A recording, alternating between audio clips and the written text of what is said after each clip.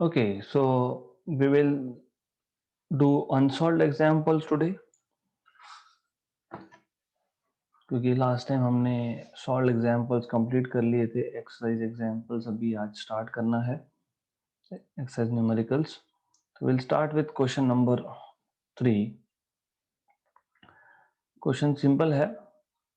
When a plate of magnetic material of size 10 centimeter cross 0.5 centimeter cross 0.2 centimeter length, breadth and thickness respectively is located in a magnetizing field of 0.5 into 10 power 4 ampere meter, then a magnetic moment of 5 ampere meter square is induced in it. Find out magnetic induction in the rod. So according to the given question तो बहुत simple है. Let's see how to solve this question. So हम लोगों को एक plate दिया हुआ है. प्लेट के डायमेंशंस दिए हुए हैं, लेंथ, ब्रेड्थ एंड थिकनेस. तो हम लोग इससे वॉल्यूम निकाल सकते हैं. So length of the plate is 10 centimetre which makes it 10 power minus 1 metre. Breadth of the plate given to us is 0.5 centimeter which is 5 into 10 power minus 3 meter. Then thickness of the plate given to us is 0.2 centimeter which is 210 power minus 3 meter. तो हम लोग यहाँ से volume निकाल सकते हैं. Volume is length into breadth into thickness, that is 10 power minus 1 into 5 into 10 power minus 3 into 2 into 10 power minus 3. मतलब ये आपका आ गया 10 power minus 6 metre cube. This is the volume of the plate, right. अब आगे इन्होंने बोला है, इसको हमने एक मैग्नेटाइजिंग फील्ड में रखा है. ये जो प्लेट है, this plate is kept in an external field, magnetising field, और जिसका स्ट्रेंथ आपको दिया हुआ है. They have given you this magnetising field as 0.5 into 10 power 4 ampere per metre. और ये H है. ऐसा कैसा पता लगा हमको? बिकॉज पहली बात तो मैग्नेटाइजिंग फील्ड, और दूसरा ये है कि you should know ampere per metre. हमने H जो था, H इफ यू रिमेंबर, हमने H कैसे डिफाइन किया था? N इंटू आई. N क्या था? Number of turns per unit length, मतलब N अपॉन L इंटू आई, मतलब एम्पियर पर मीटर. तो H बोला है या B बोला है, ये पता कैसे लगेगा? By units. Ampere per metre is H. So this is magnetic field due to current. Alright, तो ये पता होना चाहिए आपको. गुड. तो H दिया हुआ है और आपको मैग्नेटिक मोमेंट भी दिया हुआ है, 5 एम्पियर पर मीटर स्क्वायर दिया हुआ है. हमको पूछा है find the magnetic induction in the rod, क्योंकि अभी टोटल मैग्नेटिक इंडक्शन हमको फाइंड करने के लिए बोला है, मतलब due to current and in H, मतलब due to H and due to the material itself. याद होगा आपको, हमने टोरॉइड का केस लिया था, और टोरॉइड के केस में हमने बोला था that total magnetic induction will be because of two things. One is due to the current, one is, मतलब इस केस में ऑलरेडी एक्सटर्नल फील्ड में रखा है, एंड दूसरा ड्यू टू मटेरियल इटसेल्फ. तो it is simple. If you remember, total magnetic field B was mu 0 H plus mz, where mz was magnetization. तो if you remember, अगर आपको याद होगा, ये जो mz है, mz मैग्नेटाइजेशन मतलब magnetic dipole moment per unit volume, right. If you remember, magnetisation is defined as magnetic moment per unit volume. तो अब म्यू जीरो की वैल्यू हमको पता होती है 4 पाई इंटू 10 पावर माइनस 7. H की वैल्यू दी हुई है 5 into 10 power minus 3, basically plus 3, that is 5 into 10 power plus 3. तो H की वैल्यू जो है 5 इंटू 10 पावर प्लस 3 दिया हुआ है, plus m by v, magnetic dipole moment is 5, by V is 10 power minus 6, right. तो ये आपको मिलेगा B is equal to 4 pi into 10 power minus 7 into 5 common, तो 10 पावर प्लस 3 पहले टर्म में, 10 पावर प्लस 6 दूसरे टर्म में, तो 10 पावर प्लस 3 भी कॉमन निकाल लो, तो 1 प्लस 10 पावर 3 बचेगा यहाँ पे, राइट। तो you have to just solve this simple thing, simple task. तो आपको मिलेगा ये 4 into 5 20 pi into 1 plus 1000 is रफली 1000, तो मैं ज़्यादा सॉल्व नहीं करूँगा उसको। तो ये 10 power minus 7 plus 3 is minus 4, और ये वापस से 10 पावर 3 आ जाएगा रफली, क्योंकि 1 प्लस 1000 इज रफली 1000, तो इसलिए तो ये आपका आ जाएगा 20 पाई इंटू 10 पावर माइनस 1, मतलब बेसिकली 2 इंटू पाई, ऐसा आंसर आ जाएगा। Will just calculate do calculations again, एक बार चेक कर लेंगे। तो 2 पाई इज 6.3 समथिंग, तो एक हमारा we are missing one thing here, so it is रफली 6.290, क्योंकि पाई के लिए 3.14 होती है, उसका डबल 6.28 होता है, तो रफली 6.28 आ जाएगा ये आपका weber per metre square, right. तो आंसर जो बुक में दिया है वो एक डेसिमल से गलत है, इट शुड बी 6.34, राइट। तो क्वेश्चन समझना बहुत जरूरी था। अकॉर्डिंग टू द क्वेश्चन हमको एक प्लेट दिया है जिसका लेंथ ब्रेथ थिकनेस दिया है, वहां से वॉल्यूम मिल गया, मैग्नेटाइजिंग फील्ड मतलब H दिया हुआ है, magnetic moment of the material दिया हुआ है ऑफ द प्लेट। हमको बोला है what is the magnetic induction in the rod.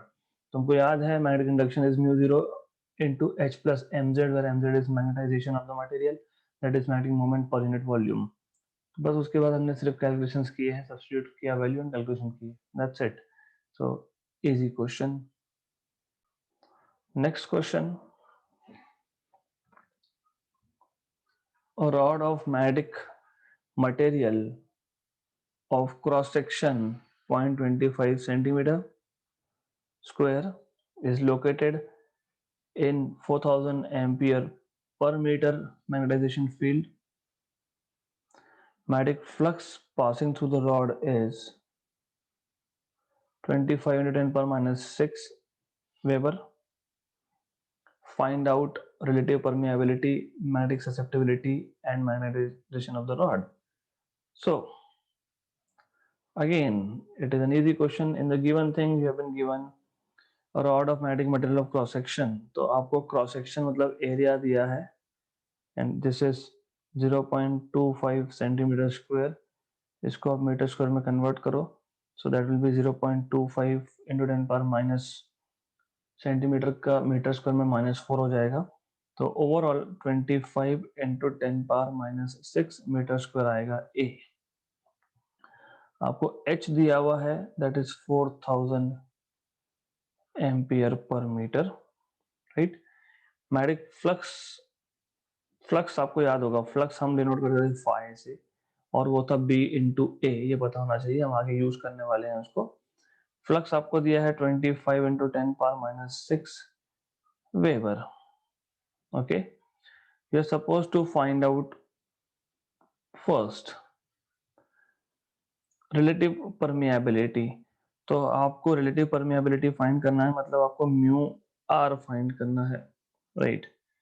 दूसरा आपको फाइंड करने के लिए बोला है मैग्नेटिक ससेप्टिबिलिटी मतलब काय, और तीसरा आपको फाइंड करने के लिए बोला है magnetisation of the rod M Z. ये तीन आपको फाइंड करने हैं। देन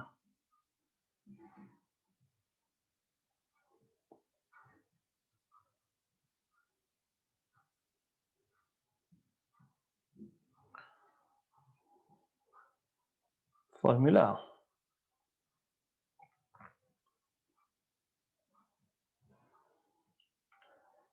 यू शुड रिमेम्बर, हमने जब टोरॉइड का केस देखा था जिसपे वाइंडिंग था, उस केस में अल्टीमेटली हम लोगों ने finally B equal to mu H लिखा था, लेकिन mu was mu zero into mu R H. तो ये आपको याद होना चाहिए कि how we can solve this thing. एक चीज ये लगेगी, मतलब रिलेटिव परमेबिलिटी हमको मिल जाएगा B upon mu zero H से, पर B कैसे फाइंड करोगे, तो फ्लक्स का फॉर्मूला पता होना चाहिए, फ्लक्स इज B इंटू ए, मतलब B हमको मिल जाएगा फ्लक्स बाय ए। देन हमको फाइंड करना है ससेप्टिबिलिटी। तो what I do is just a minute, तो I'll just write it like this, where B is 5 by A, 5 पता है, A पता है, तो सॉल्व हो जाएगा अपना ये। देन हमको फाइंड करना है ससेप्टिबिलिटी। आपको याद होगा रिलेटिव परमिएबिलिटी म्यू आर मिलने के बाद relative permeability mu R was 1 plus chi, मतलब ये फॉर्मूला यूज करके हम लोग काय भी फाइंड कर सकते हैं, ससेप्टिबिलिटी फाइंड कर सकते हैं हम लोग। देन अल्टीमेटली मैग्नेटाइजेशन, आपको ऑलरेडी पता है मैग्नेटाइजेशन आप कैसे फाइंड करते हो। If you remember, magnetisation mz was also chi into h, right. तो ये भी हमने एक फॉर्मूला यूज किया था, magnetisation is also chi into h। तो you should remember formulas, that's it, simple चीजें हैं। तो will start with first finding out relative permeability. So mu R is b upon mu zero h, b is 5 by a, तो relative permeability mu r is 5, 5 is 25 into 10 power minus 6 upon a is 25 into 10 power minus 6 into mu 0 is 4 pi into 10 power minus 7 into h की value 4 into 10 power 3 है, 4000 है मतलब, right. तो 25 गया, ये भी गया, राइट। तो you just have to solve for this।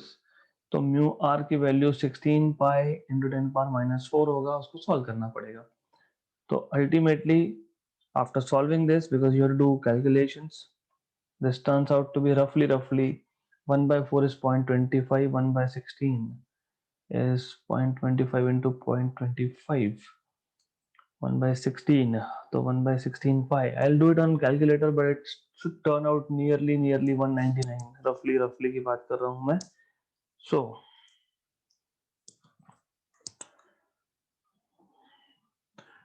1 divided by 4 into मतलब 16 into pi, yes, so into 10 power plus 4, so it is 199 roughly, ये roughly 199 है। b b आपको काय फाइंड करना है, तो mu R is equal to 1 plus chi, so chi will be equal to mu R minus 1, मतलब 199 minus 1, मतलब काय की वैल्यू आपको मिलेगी 198। तो आपको मिल गया मैट्रिक susceptibility. It is easy thing to do. C thing, I mean third thing that we want to find is magnetisation of the rod. Formula भी है हमारे पास, magnetisation of the rod mz is chi multiplied by h, chi is 198, h is 4 into 10 power 3, है ना। तो 198 into 4, तो ये आएगा आपका 200 into 4, दैट इज 800 में से 8 गए, 792 into 10 power 3, मतलब 7.92 into 10 power 5 ampere per metre, ampere per metre. ये आ गया आपका मैग्नेटाइजेशन, राइट, गुड। तो this is how you can solve this question. Simple था, इस पूरे चैप्टर के क्वेश्चन सिंपल ही है, you need to just remember formulas, और मोस्टली वही केस है टोरॉइड वाला। मोस्टली टोरॉइड के ऊपर एक वाइंडिंग है, टोरॉइड का मटेरियल मैग्नेटिक इन नेचर है, मतलब मटेरियल का मैग्नेटाइजेशन भी आएगा, plus there will be magnetic induction due to current, तो ऐसा ही केस है सब। Next question, The work done for rotating a magnet with dipole moment m through 90 degree from its magnetic meridian is n times the work done to rotate it through 60 degree. So find the value of n. Again a simple question. You have been given initial angle. अभी जब ऐसा बोला होता है ना, from its magnetic meridian, magnetic meridian मतलब ऐसा है कि इनिशियली मैग्नेटिक डायपोल मोमेंट का डायरेक्शन और मैग्नेटिक फील्ड का डायरेक्शन, क्योंकि जब मैं मैग्नेट की बात करता हूं तो नॉर्थ टू पोल साउथ ऐसा फील्ड जाता है, तो इसको बोलते हैं मैग्नेटिक मेरिडियन. मतलब initially the angle between magnetic dipole moment and the magnetic field generated by a magnet is zero. तो इनिशियल एंगल जीरो है, ऐसा वो बोलना चाहते हैं, 0 डिग्रीज. अब आपको बोला है अगर हमको इसको 90 डिग्री से मतलब मैग्नेटिक फील्ड से मैग्नेटिक मोमेंट को परपेंडिकुलर करना है, 90 डिग्री से रोटेट करना है, राइट, तो मतलब θ1 विल बी 90 डिग्री. तो वर्क डन करना पड़ेगा, है ना. तो work done will be W1 in this case. Then और आप अगर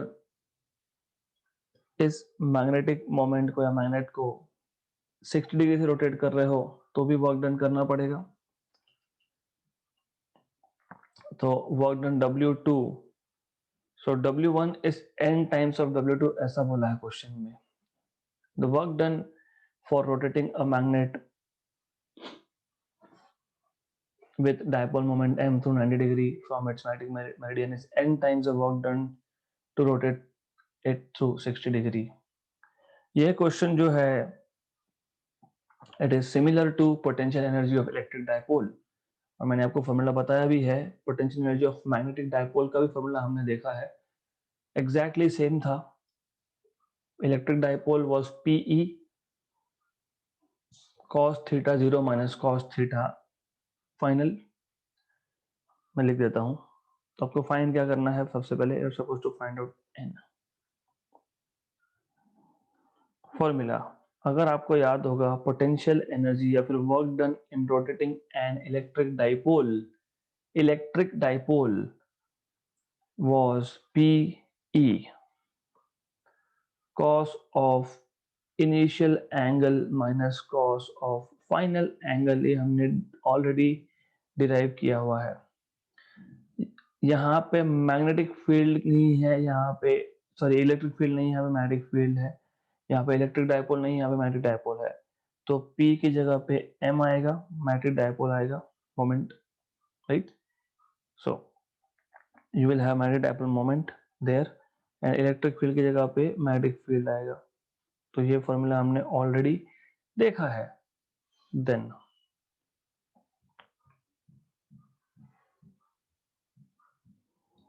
in one case you are rotating the magnet through 90 degree, तो work done is W1 MP.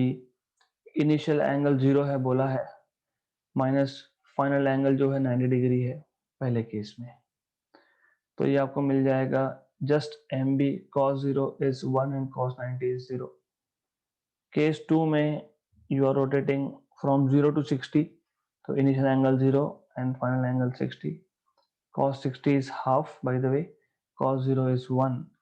तो MB is equal to, ये आपको मिल जाएगा, you will have this as 1 minus half, so you will have this as MB by 2, right, correct. But given condition is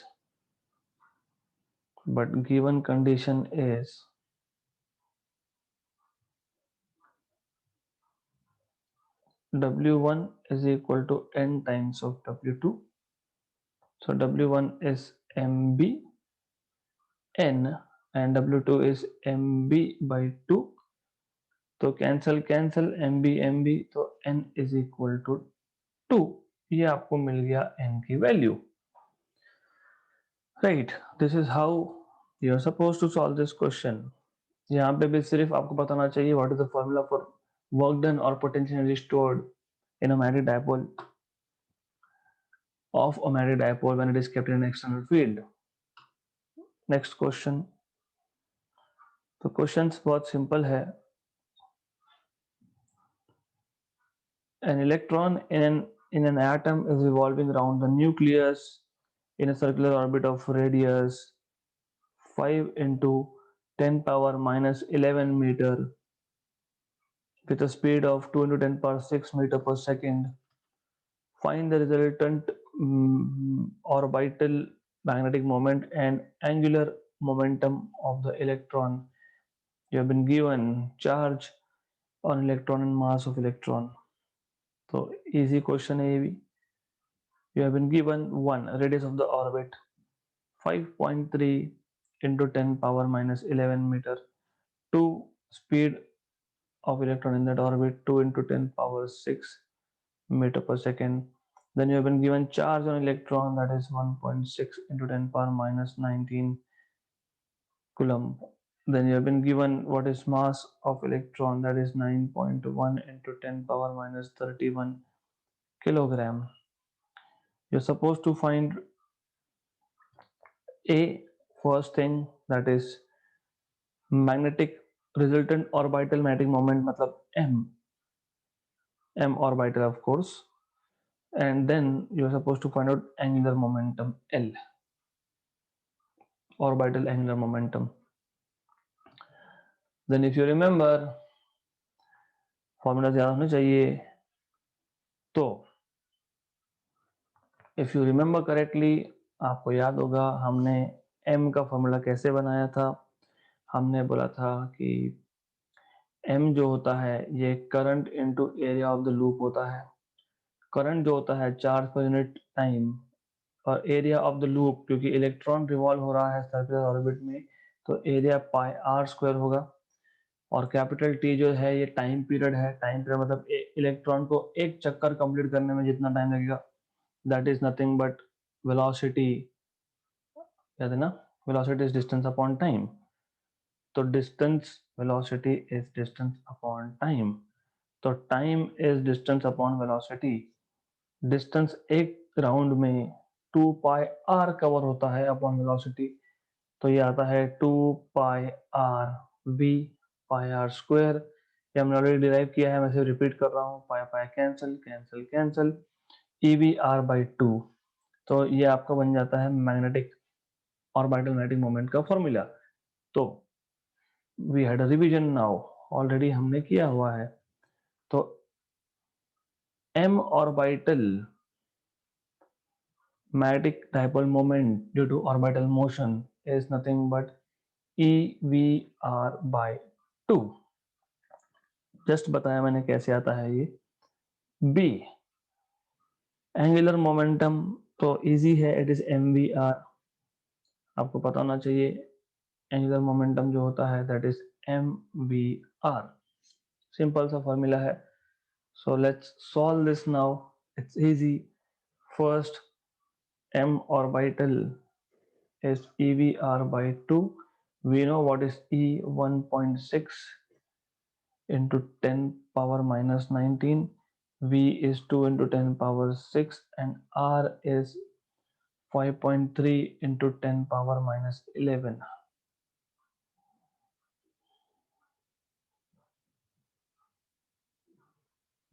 This is 5.3 into 10 power minus 11 upon 2। 2 cancel। तो 1.6 into 5.3 बाकी सारा power का adjustment है, तो आपको इतना करना पड़ेगा। बहुत सिंपल सा केस है ये। तो ये आ जाएगा 8.48, 6 18, यस 8.48 इंटू 10 पावर 30 में से 6 गए minus 24, 10 power minus 24। And since m was I into a, current into area, तो ampere per metre square, ampere metre square not per, ampere metre square is the unit. हो गया ये। दूसरा भी easy है, L orbital is mvr, mass आपको पता है 9.1 into 10 power minus 31 into v is 2 into 10 power 6 into r is 5.3 into 10 power minus 11। तो मल्टीप्लाई करो इसको 18 into 5, तो ये आपका आ जाएगा 96.46 रफली into 10 power minus 36, मतलब 9.64 into 10 power minus 35। ऑलराइट, तो इजी है ये। यूनिट्स आप बना सकते हो kilogram metre square per second, तो क्योंकि m इज किलोग्राम है ना, m is kilogram, velocity is metre per second, r is again metre, तो ये आपको अब मिलेगा kilogram metre square per second. वहां पे न्यूटन मीटर सेकेंड दिया है, वो भी ठीक है, क्योंकि न्यूटन क्या होता है, kilogram metre per second square होता है। करेक्ट, तो हम सिर्फ यहाँ पे सेकेंड को अलग कर देंगे, मीटर स्क्वायर था यहाँ पे, तो what I am saying is हमारे पास ऐसा है, हम इसको क्या करेंगे, हम 1 मीटर और 1 मीटर को अलग कर देंगे। यहाँ पे सेकेंड स्क्वायर करना है अगर, तो यहाँ पे 1 सेकेंड से और मल्टीप्लाई करेंगे, तो ये हो गया न्यूटन, न्यूटन मीटर सेकेंड वो भी ठीक है, kilogram metre square per second भी ठीक है, तो डजंट मैटर, यूनिट्स आप एडजस्ट कर सकते हो, तो doesn't really matter. Right, good. Next question, question number 7। थोड़ा सा ये क्वेश्चन जो है it you may find it difficult, क्योंकि इसका पूरा कॉन्सेप्ट जो है वो थियरी में नहीं हुआ है। Will see, will do it now because it's not included in theory. So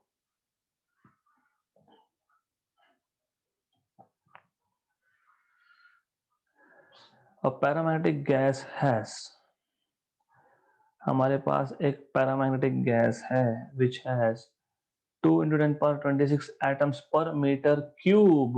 सबसे पहली गलती, ये पर मीटर नहीं, पर मीटर क्यूब है वो। यूनिट वॉल्यूम में, यूनिट वॉल्यूम में, यूनिट वॉल्यूम में 2 into 10 power 26 एटम्स है, तो ये मीटर क्यूब है। तो नंबर पर यूनिट वॉल्यूम दिया है आपको 2 into 10 power 26 atoms of gas per meter cube with atomic magnetic dipole moment of 1.5 into 10 power minus 23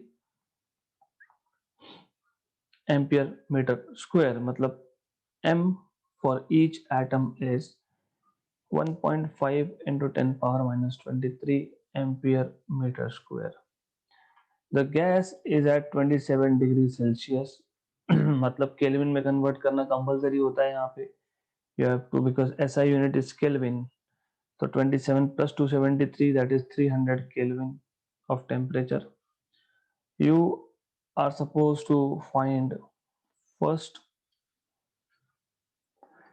maximum magnetization of the sample mz, second the gas is kept in uniform magnetic field, is it possible to achieve saturation magnetization, तो ये हम देखेंगे। B क्या है बताता हूं मैं आपको, राइट। और मैग्नेटिक फील्ड आपको बोला है 3 टेस्ला का मैग्नेटिक फील्ड है अगर, तो if I have magnetic field of 3 tesla, right, we are going to need here few more things that I'm going to mention now। लग सकता है, देखते हैं लगेगा कि नहीं। We may need the value of Boltzmann constant, which is 1.38 into 10 power minus 23 SI units, that is joule per Kelvin. We may need 1 electron volt, as you should know this is 1.6 into 10 power minus 19 joule. Okay, देखते हैं if we need it or not, we'll see. अब ऐसा है that you should know basic formulas. हमको magnetisation निकालना है तो पता तो होना चाहिए, that is total magnetic moment m total पर यूनिट वॉल्यूम. मैं टोटल क्यों लिख रहा हूँ समझेगा आगे आपको. दूसरा, जब सैचुरेशन की बात करेंगे तो that time I will mention formula. फिलहाल हम एक एक करके सॉल्व कर लेते हैं. पहला, magnetization is m total by volume. मैं m टोटल क्यों बोल रहा हूँ, क्योंकि according to the question unit volume में 1 मीटर क्यूब में 2 इंटू 10 पावर 26 एटम्स है, और हर एक एटम के साथ 1.5 into 10 power 23 ampere metre square का डायपोल मोमेंट है. मतलब total magnetic moment will be number of atom into magnetic moment of each atom, right. तो magnetisation you will get as this, total number n by v पर unit volume दिया है हमको 2 into 10 power 26, और हर एक के साथ कितना मैग्नेटिक मोमेंट है 1.5 इंटू 10 पावर माइनस 23. तो 3 into 10 power 3 ampere per metre, ये हो गया आपका मैग्नेटाइजेशन. करेक्ट आंसर है ये. दूसरा केस थोड़ा सा आपको टफ जा सकता है, because we have not went through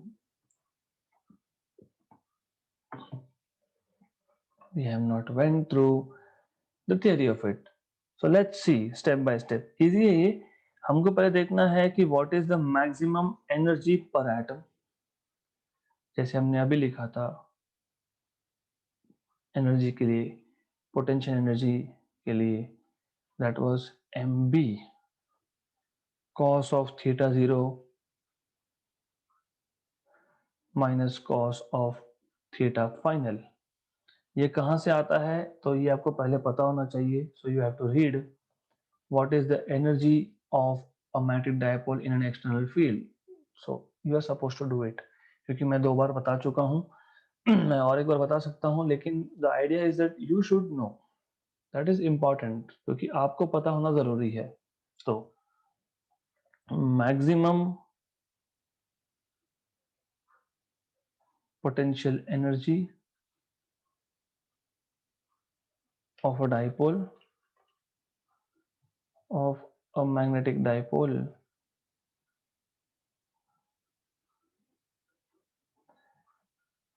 in a magnetic field B is,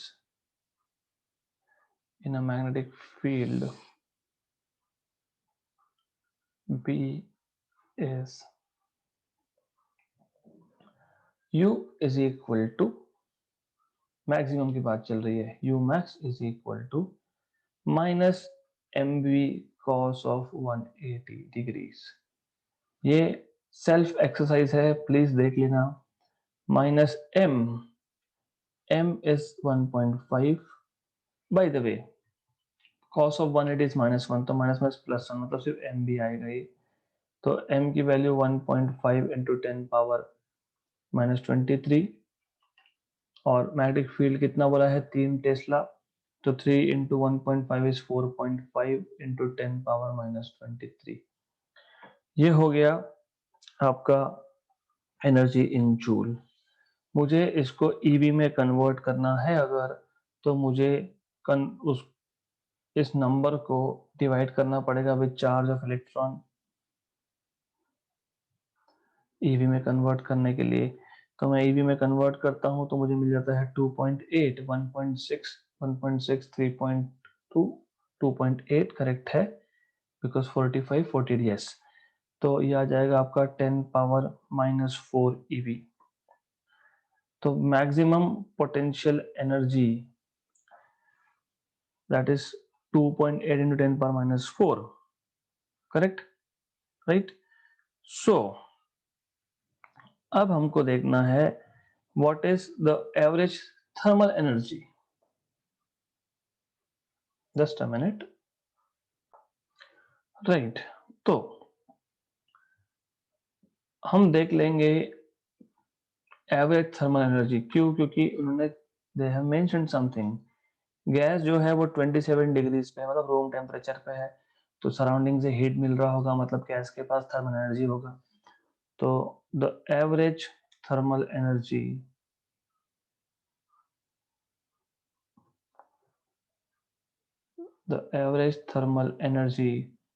is, and you should know, आपको ये पता होना ही चाहिए, क्योंकि हम लोगों ने, if I am not wrong, kinetic theory of gases complete किया है।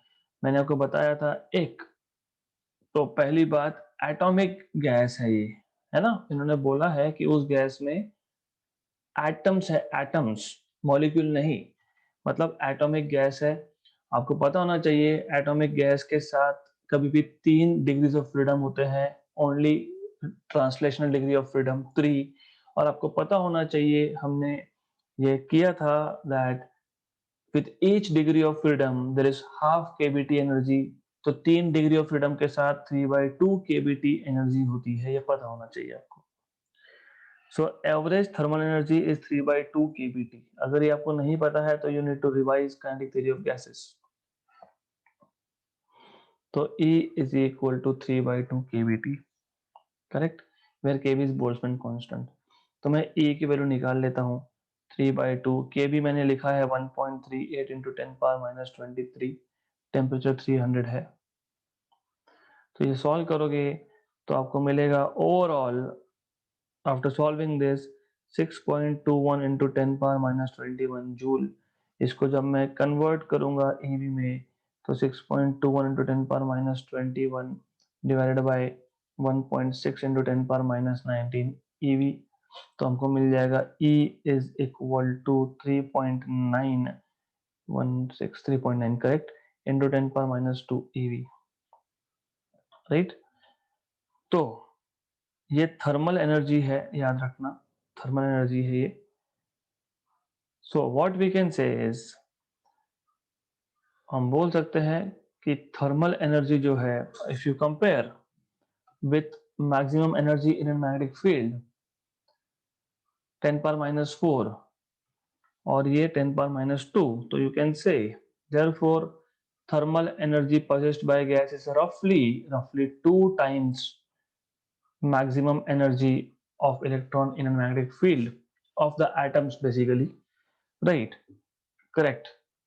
तो सैचुरेशन पॉसिबल नहीं होगा। क्यों?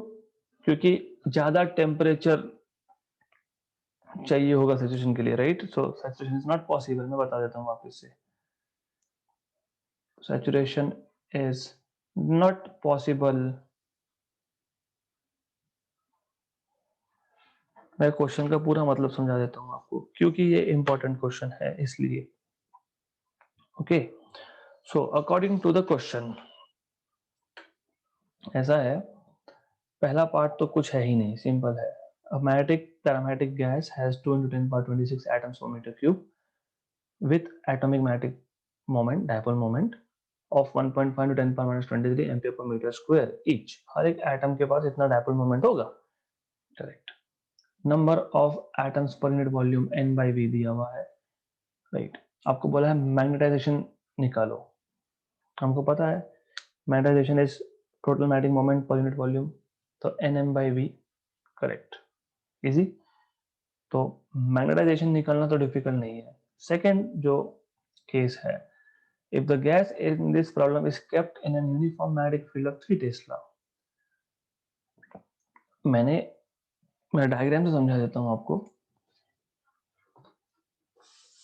ऐसा है, जैसे ही मैंने एक्सटर्नल फील्ड में रखा तो क्या होता है, सारे के सारे एटम्स के मैग्नेटिक मोमेंट जो है वो अलाइन होने चाहिए in the direction of external field. External field ये है, राइट, करेक्ट।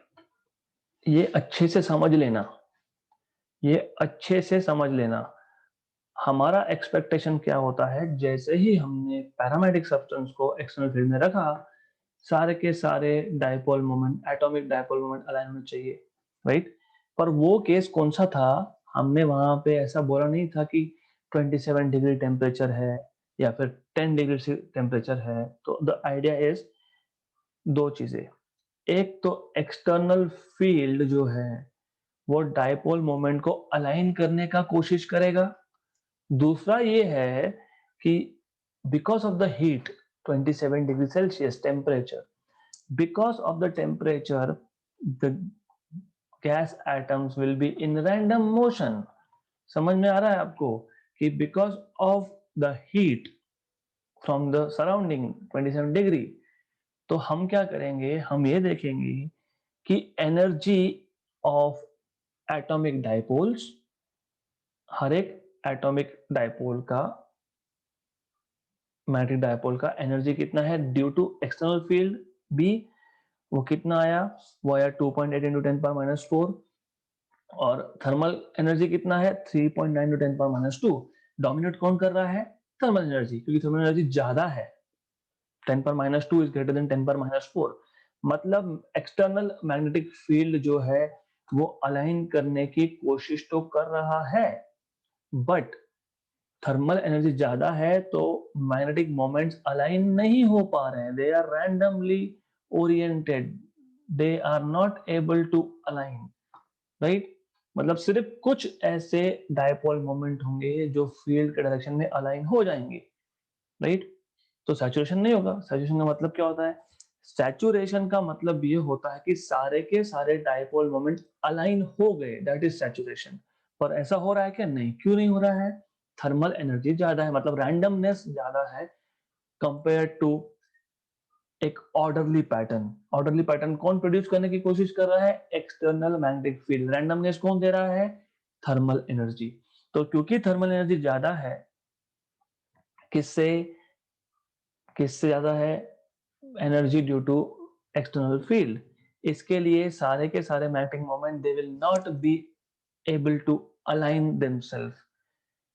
इसके लिए सैचुरेशन इज नॉट पॉसिबल। ये बहुत इंपॉर्टेंट और इंटरेस्टिंग चीज है जो नहीं समझ पाते हैं बहुत जगह पे।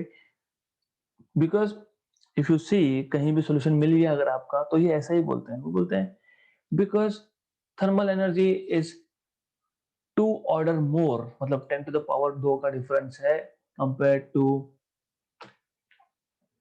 मैग्नेटिक एनर्जी, मतलब due to magnetic field, hence saturation is not possible. अरे हाँ, लेकिन क्यों? क्योंकि थर्मल एनर्जी रैंडमनेस जनरेट करता है, एक्सटर्नल मैग्नेटिक फील्ड एक ऑर्डरली पैटर्न जनरेट करने की कोशिश कर रहा है। एक्सटर्नल फील्ड हर एक एटॉमिक डायपोल को एक डायरेक्शन में अलाइन करने की कोशिश कर रहा है, बट ऑन द कॉन्ट्ररी ये हो रहा है कि थर्मल एनर्जी उसको रैंडमनेस दे रहा है, तो थर्मल एनर्जी ज्यादा है, इसके लिए वहां पे सैचुरेशन नहीं हो पाएगा। सैचुरेशन का मतलब क्या होता है कि सारे के सारे एटम्स का डायपोल मोमेंट एक ही डायरेक्शन में अलाइन हो गया। I hope I have made this thing very clear, क्योंकि इतना समझाना जरूरी होता है यहाँ पे, right? So now we are left with few more examples, 4 questions, and also additionally we have to do some MCQs. So we will be doing it in the next session, and that will be the last session from this chapter.